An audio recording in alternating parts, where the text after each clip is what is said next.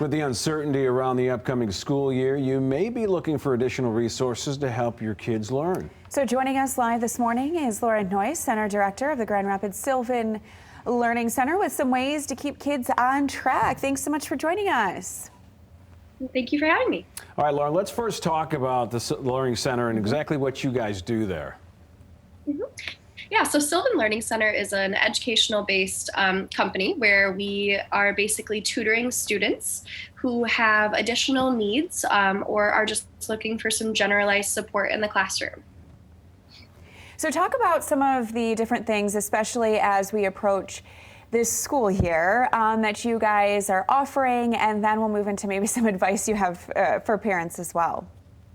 Of course, yes. So as we move into the school year, we are always there to support with students who may be behind grade level. So we tutor in math, we tutor in writing, reading, study skills. We also tutor in SAT and ACT. And so on top of that, what we're doing this upcoming school year is we are offering our Sylvan School Support, which is where it's basically a monthly membership where families are able to send their virtual students to our location, and we have our certified teachers there to support those students with all of their virtual assignments, helping them keep up, and then also planning and organization as well, since they won't have that accountability from the teacher.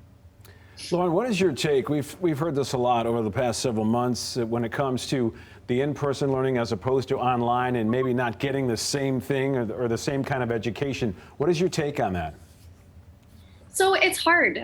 We are in a situation that we've never been in before, and parents have to decide which one is best for their child. This is definitely a difficult decision for all parties involved. I think that depending on the student, socialization is extremely important, but at the same time, there is that scare of the potential of having coronavirus spread throughout the schools. And so, my take right now is obviously doing what's best for your child. If you think that they are vulnerable, then maybe we should keep them home. But if, schools are maintaining the distancing and holding up their guidelines, then I feel like it could be safe to go back as well. So I guess if you had one piece of advice for parents that will be, having to help their kids learn at home this year, what would that be?